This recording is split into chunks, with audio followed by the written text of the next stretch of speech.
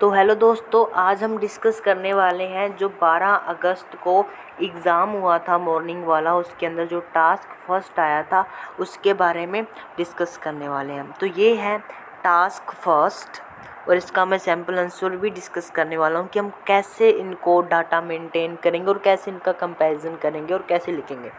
तो था कि जो पाई चार्ट है वो रिवील करते हैं, जो पाई चार्ट है वो रिवील करते हैं where the coffee is produce, कि जो कॉफ़ी है उन्हें कहाँ प्रोड्यूस किया जाता है, ये अलग अलग नेशंस दे रखे थे।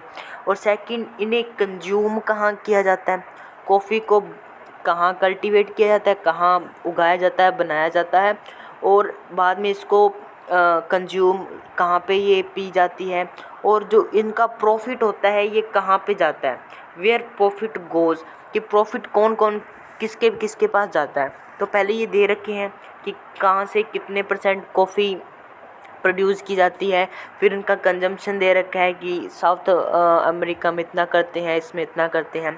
फिर इनको दे रखा है कि प्रॉफिट इनको कितना बांटा जाता है, जैसे कि ये प्रोड्यूसर और रिटेलर्स में 54% बांटा जाता है। तो अपने इसको कैसे इसका इंट्रोडक्शन लिखेंगे ओवरऑल, तो चलो चलते हैं देखते हैं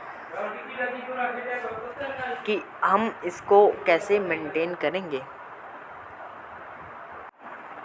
तो मैंने ये आपके लिए लिखा है इंट्रोडक्शन के द रिपोर्ट। देखो जहाँ पे आप लिखते हो ना pie chart, reveal that, bar graph, वहाँ पे आप रिपोर्ट लिख सकते हो, क्योंकि आप जब बड़े बड़े कंपनीज़ की रिपोर्ट देखोगे ना कि अब वो अपनी रिपोर्ट कैसे तैयार करते हैं, तो उनको कोई मतलब नहीं उन्होंने डाटा कहाँ से इकट्ठा किया है, बट वो सीधी रिपोर्ट लिखते हो, तो आप इसको रिपोर्ट लिख सकते हो। कोई भी हो, मैप हो या कुछ भी, रिपोर्ट लिख सकते हो। इंट्रोडक्शन करता है प्रोडक्शन, वहाँ पे लिखा था प्रोड्यूस, मैंने लिख दिया यहाँ पे प्रोडक्शन, मैंने वर्ब को क्या बना दिया, noun. Production and consumption of coffee in different regions, मतलब अलग अलग क्षेत्रों में कॉफ़ी और इसका प्रोडक्शन, ये मैंने फ्रेज कर दिया। अब कहाँ कहाँ प्रॉफिट जाता है, तो मैंने लिख दिया, सॉरी ये थोड़ी सी मिस्टेक होगी, ये कॉमा एंड से पहले आएगा, ओके, ये कॉमा एंड से पहले आएगा, यहाँ पे आएगा कॉमा, ये काट देना है इसको। एंड इट रिवील्स, यह भी दिखाता है the profit division as well, मतलब बी, ये भी दिखाता है, तो मैंने एज वेल भी ऐड कर दिया यहाँ पे, और यहाँ पे एंड को लगाकर कॉमा लगाकर एक कंपाउंड सेंटेंस भी बना दिया है। तो ये मैंने सभी को इंट्रोडक्शन लिख दिया। अब अपने थोड़ा सा देखो कि इसके अंदर क्या हो सकता है, क्या हो सकता है ओवरऑल, अपने क्या ओवरऑल लिख सकते हैं, क्या अपने ये ओवरऑल लिख सकते हैं कि जो सबसे ज़्यादा कॉफ़ी है तो वो यहाँ पे प्रोड्यूस होती है, लेकिन सबसे ज़्यादा कॉफ़ी कहाँ पे कंज्यूम की जाती है, वो साउथ अमेरिका में की जाती है। इनका परसेंटेज थोड़ा अलग था, मैंने सेम लिख दिया। और इसका लिख सकते हैं कि सबसे ज़्यादा प्रॉफिट किन के पास जाता है, इनके पास, रिटेलर और प्रोड्यूसर के पास जाता है। तो चलो मैंने भी यही लिखा है कि all over the maximum coffee is produce in USA, USA के पहले हमेशा दा लगता है, तो क्या लगाओगे, द यूएसए। तो मैक्सिमम सबसे ज़्यादा अमाउंट है वो प्रोड्यूस की जाती है यूएसए के अंदर। वाइल, जबकि द रेजिडेंट, जो निवासी है, of the South America tend to intake it excessively, उनकी आदत है इनटेक, इसको कंज्यूम करना। मैंने यहाँ पे सिनोनिम यूज़ कर लिया किसका, कंज्यूम करने का, कंजम्पशन का, इनटेक करना, इट एक्सेसिवली। एक्सेसिवली मतलब होता है हद से ज़्यादा, कोई चीज़ आप हद से ज़्यादा करते हो उसे क्या बोलते हैं आप, एक्सेसिवली। तो मैंने ये कह दिया कि हाँ यूएसए में सबसे ज़्यादा कॉफ़ी प्रोड्यूस होती है, लेकिन जो रेजिडेंट, जो निवासी है ना साउथ अमेरिका के, वो इससे सबसे ज़्यादा इस कॉफ़ी को पीते हैं।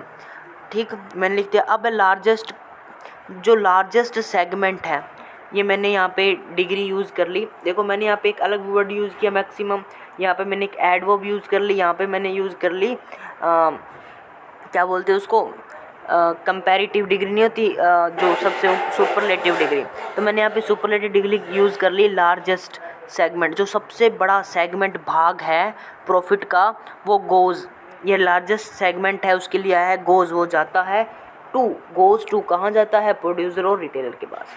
तो मैंने यहाँ पे 3 लाइनों में 1 सेंटेंस और ये सेकंड सेंटेंस पूरे तीनों पाई चार्ट का निचोड़ निकाल दिया। इसके भी बारे में दे दी, इसके बारे में भी इंफॉर्मेशन दे दी और इसके बारे में भी इंफॉर्मेशन दे चुका हूँ। अब चलो सबसे पहले तो मैं देखो अलग अलग डाटा है, तो मैंने 3 बीपी बनाए हैं। प्रोडक्शन वाला अलग ले लिया, कंजम्पशन वाले अलग ले लिया और लास्ट वाला अलग ले लिया। तो चलो देखते हैं मैंने कैसे लिखा है कि with the two begin with the production of coffee. ये मैंने कनेक्टर लगा दिया क्योंकि अपने ब्रिज करेंगे ना, तीनों पैराग्राफ को अब एक साथ जोड़ेंगे। तो पहला भी अपने इसके साथ जोड़े। The highest quantity of coffee is produce in the USA. USA के अंदर सबसे ज़्यादा क्वांटिटी प्रोड्यूस की जाती है कॉफ़ी की। तो ये देखो, ये है यूएसए और यहाँ पे 44% सबसे ज़्यादा की जाती है। तो मैंने हाईएस्ट कह दिया तो मेरे को परसेंटेज देने की ज़रूरत नहीं है। हाईएस्ट मतलब हाईएस्ट है, okay. It is followed by other nations where it makes up 36%। मतलब कि इट इज़ फॉलोवर्ड बाय, जहाँ भी आप भली आपकी राइटिंग हो या आप रीडिंग में आप देखो ना, फॉलोड बाय मतलब कि उसको फॉलो कर रहा है। ये आप हो और आपके पीछे एक और बंदा है तो आपको फॉलो कर रहा है, मतलब कि वो क्या है, आप फर्स्ट पोजीशन पे हो, वो सेकंड पोजीशन पे है। कि हाईएस्ट अमाउंट कॉफ़ी की यूएसए के अंदर है, लेकिन 2 नंबर पे कौन आते हैं, अदर नेशंस है, जहाँ पे 36% है, मतलब कि 36% है। ये देखो 1 नंबर पे ये है, अदर नेशंस के में कितनी है, 36% है। और ये दोनों इक्वल है, एशिया और साउथ अमेरिका। तो इसके बारे में मैं लिख देता हूँ। मैंने यहाँ पे एक अच्छा सेंटेंस लगाया है, देखो ये रहा, है ना, कि अपने वैसे लिखते हैं कि द सेम है ना, द सेम है, या अपने लिख देते हैं इक्वल है, यहाँ आप लिख देते हैं इक्वल है। तो मैं थोड़ा सा हट के सेंटेंस लगाया है, मैंने इसको लिखा है द प्रोडक्शन ऑफ, इंटरेस्टिंगली ये मैंने एक अलग कनेक्टर यूज़ किया है क्योंकि मैं कुछ अच्छा फैक्ट बताने वाला हूँ कि इन दोनों क्या है, इक्वल है। तो मैंने लिख दिया कि the proportion of production of coffee. देखो प्रोपोर्शन वर्ड मैंने कहीं यूज़ नहीं किया था, अब मैंने पहली बार यूज़ किया है। Proportion production of coffee in South America is as high as that of Asia. जो प्रोपोर्शन, जो डाटा है, जो आंकड़े हैं प्रोडक्शन ऑफ कॉफ़ी के इन साउथ अमेरिका में, वो एज हाई, एज का मतलब होता है इतना जितना, एज हाई वो इतना हाई है जितना, दैट ऑफ मैंने लगाया है इसके लिए, द प्रोडक्शन ऑफ कॉफ़ी। मैं इसको रिपीट नहीं करना चाहता इसलिए मैंने लगा दिया दैट ऑफ, मतलब प्रोडक्शन ऑफ कॉफ़ी किसका, एशिया का। तो ये वाली लाइन है वो यहाँ पे भी मान के चलो, ठीक है, इसका दैट ऑफ का काम कर रहा है ये। जब आप वर्ड रिपीट हो रहे हो तो आप दैट ऑफ को लगा के वो वर्ड रिमूव कर सकते हो। आप कमेंट में आपको नहीं समझ आया तो बोल देना, मैं इसको डिटेल में एक छोटी सी वीडियो बना दूंगा। तो ठीक, तो मैंने लिख दिया कि 2 नेशंस तो बराबर हैं, एक फर्स्ट नंबर पे है और 2 नंबर पे। ये मैंने इसको में डाटा कंक्लूड कर दी। अब चलो सेकंड, इसका कंजम्पशन। तो मैंने यहाँ पे एक लाइन लगा दी कि as far as consumption of coffee is concern, जहाँ तक कॉफ़ी के उपभोग का, इसको पीने का सवाल है, इसका मतलब ये होता है, ठीक है। ये मैंने फर्स्ट से जोड़ दिया था कि अब मैंने इसको सेकंड से जोड़ दिया। अब क्या हुआ, अब मैं इसको कैसे लिखने वाला हूँ।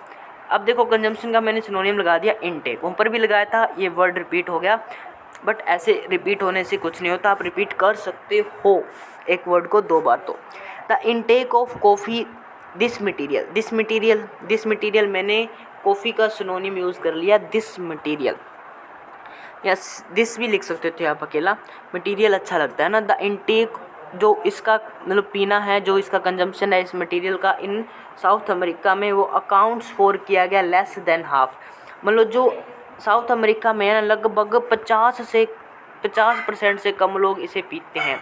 तो ये देखो, तो साउथ अमेरिका में कितना है, 44% लोग कॉफ़ी को कंज्यूम करते हैं, 44% लोग इसको कंज्यूम करते हैं, और एशिया के अंदर 22% करते हैं, ठीक, 22% करते हैं और 44 मतलब डबल है। तो मैंने आगे लिख दिया कि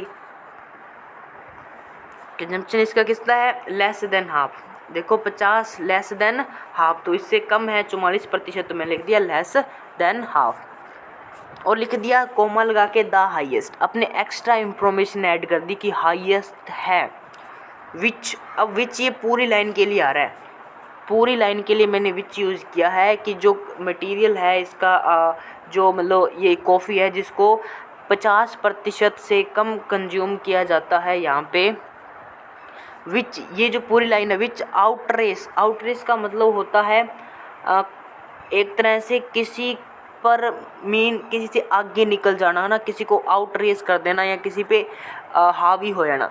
तो ये जो डाटा है ना ये हावी होता है या आगे निकल जाता है। The data of Asia, Asia के डाटा देखो, एशिया में था 22% और यहाँ पे था 44%। तो मैंने लिख दिया कि ये हावी होता है एशिया पे बाय ए रेशियो ऑफ 2:1। अब ये क्या चीज़ है, अब इस ध्यान से देखो, ये वेरिएशन आप कहीं भी लगा सकते हो जब डबल हो। यहाँ पे एशिया में था 22% और यहाँ पे था 44%। अब इन दोनों को काटेंगे ना तो आ जाएगा 22 से कम। आप और ये आप 22 का टेबल काउंट करोगे तो 22 वन जा 22 एंड 22 टू जा 44। तो क्या आ जाएगा 1 2। तो वही मैंने लिख दिया कि यहाँ पे क्या है 2 to 1 है। ठीक है, मैंने लिख दिया कि इसका कितना है 50 से कम है, फिर इसको आउटरेस करता है एशिया के डाटा को इतने इतने रेशो से।